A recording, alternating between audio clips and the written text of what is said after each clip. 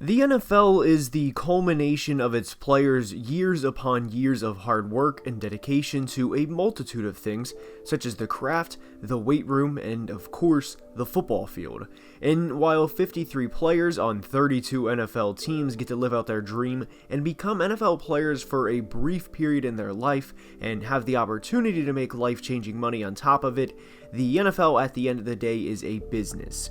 Without the revenue, the TV deals, the fans, the ticket sales, and everything in between, there would be no NFL, and in today's video, we are going to be discussing how players are going to slightly change how they approach the business side of the NFL moving forward to protect themselves as well as the teams getting production from that said player. There will be specific examples of both good and bad on each side, and without further ado, let's begin. And we are starting today's video by saying this.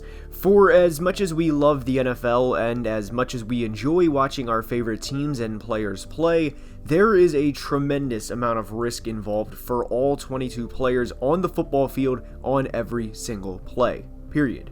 There's been players that have unfortunately had career-ending injuries over the past few years, like most recently Chris Carson back in 2017 with Ryan Shazier of the Pittsburgh Steelers and Ricardo Lockett from the Seattle Seahawks, to name a few.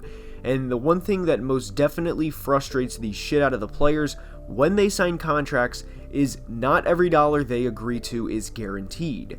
And no disrespect to baseball players here, but when someone like Mike Trout signs a $426 million contract, there is inherently a lot less risk of him having a career-ending injury or having his life altered forever versus a quarterback or a receiver for that matter going across the middle, getting ready to take a hit to the chest from a 235-pound linebacker running full speed. And recently we've seen the 2019 receiver draft class, which was one of the best in any of the past 4 or 5 years, receive contract extensions, and rightfully so.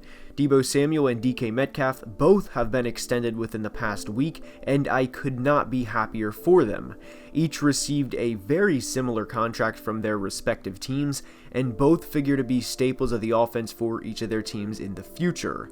But the days of the players signing these big long extensions are going to be coming to an end unless the team fully guarantees the deal or a very, very large percentage of that deal. I'm sure the immediate thought is Patrick Mahomes and his 10-year deal, and we will get to that in a minute, but we are focusing on the 2019 NFL draft class at the moment. Deebo is a little older than DK and is 26, but he will be 30 when he hits free agency at the end of this contract, or if the 49ers give him another deal. And I realize it was a 3-year extension and he is 26 now, and 26 plus 3 does not equal 30, but the extension starts next year and is through the 2025 season. So in the spring of 2026, Deebo's contract will expire, and he was born in 1996, so there is the 30 years old part. And as we know, franchises can and will replace any player at any time. There's people out there that believe you should never pay running backs and point to Christian McCaffrey and Dalvin Cook as examples. And I get where they're coming from when they say that. You don't want your franchise to invest $50 or $60 million at a position where they run the ball 250 or 300 times a year, and in Christian's case, when he's healthy, catch the ball another 100 times. So I completely understand where fans are coming from within that belief. But on the player's side, it's more of a, I've been balling and helping this team win games, and it's my turn to cash in, because as we know, rookie deals do not compensate players the way they should be compensated relative to their level of performance.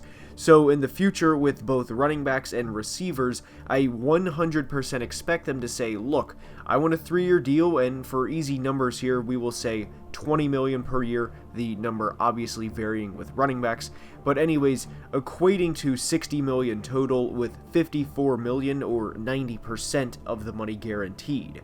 I don't care how it's done, just make it happen, and we will move on, and I will continue to be the same player. This goes back to how players' lives can change on a singular snap, but also with how the league is growing from a financial standpoint. The TV deal is going to be an enormous amount of money, and the players will all benefit from this. The salary cap is going to go up soon for every team, and we've seen players' contract extensions jump a lot in the past 10 years. 10 years ago this fall, Joe Flacco led the Ravens to a Super Bowl winning season in which he had a historic 11-0 touchdown to interception ratio. The Ravens were handcuffed and they had to pay him, and it was a 6-year, $120 million extension, which at the time was groundbreaking. 6 years later, Kirk Cousins signed a 3-year, $84 million deal for $28 million per year, with all of it being guaranteed, and at the time, that was groundbreaking. Since then, numerous quarterbacks have received hefty extensions, and this is only the start. But with Kirk Cousins' contracts he's received from the Vikings, it's been a pair of 2-year extensions aside from the original 3-year deal. And why is that for Kirk? Because the average annual number keeps going up and everyone knows it. And earlier in the video I said we would get back to Patrick Mahomes' contract, and here we are. Mahomes signed a 10-year, $450 million contract extension, but do you remember how much was guaranteed at the signing? And I'm going to be honest, I did not before making this video, and I was shocked to realize it was not only because I would gladly take this, but it was only 141 out of the 450 million. And in 2028 and 2029, Patrick's cap hit is 44 million in each year, and by that time he will be severely underpaid, and I fully expect them to rework the contract and for him to receive a new deal long before then. It's honestly crazy to say a $450 million contract is underpaying a player, but that's where we are. Now, of course, there will be exceptions within this, and players will occasionally take a 4 or 5 or 6 year deal, but I would be surprised if we ever see a 10-year deal again, and that was kind of an anomaly within itself. Moving forward, I do think teams, if the cap allows this, because each contract situation is different, but I would imagine teams want to front pay not just running backs, but every player, so in the second year or third year down the line, they don't have to worry about paying a player that's either nowhere close to what he once was when they signed him to the extension, or perhaps has moved on to a different NFL team, yet the team he signed a contract extension with would still be paying him. And say what you want about Kirk Cousins. Good quarterback who can't win big games, or whatever you want to say. He has been as good as it gets and is one of the best in the game at getting money and striking while the iron is hot.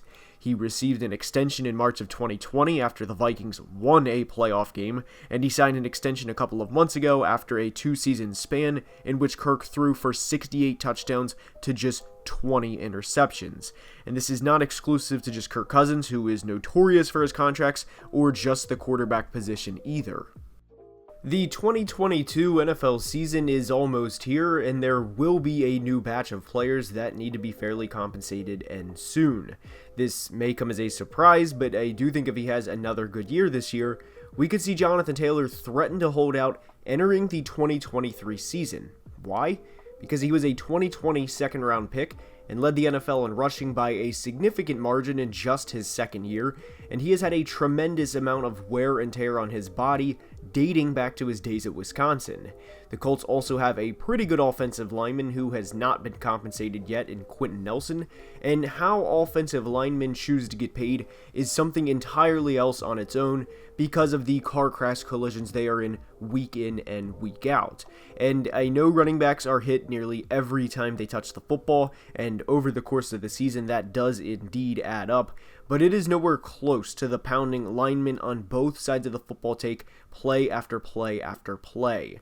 To give a comparison of how I think linemen will and should be compensated in the future, look no further than DJ Humphries of the Arizona Cardinals, who recently received a 3-year, $66 million deal. Congratulations to him and his family, by the way. That should be the minimum a great tackle accepts now, because guys, as much as we all love football, this is applying to tackles here, but they are simply a play away from having an opposing D lineman get right in their grill, knock them back a step or two, only for the pocket on the other side of the line to immediately collapse and to have possibly their own 300-pound lineman teammate fall directly into the back of their leg, instantly ending their season. So linemen, please, go get that bag while you can, because they are truly a different breed and a men amongst boys. but for the skill position players. The 2019 draft class started what will probably be the trend of the future. Come into the league around age 21 to 23, that's not any different, but get paid between 24 and 26, while remembering to take not too long of a deal so you can hit the market around 28 or 29 and get that third contract. And I could not be happier for them and for every player that's about to receive a contract extension, because they more than deserve it. And with that being said, that's all I have for today's video. I hope you enjoyed, and if you did, now is the time I ask you to please leave a like and subscribe to the channel, as it would be very much appreciated, while also helping the growth of the channel and within the YouTube algorithm. I cannot thank you guys enough for the support, and until next time, as always, please be safe and have a great day. Love you guys.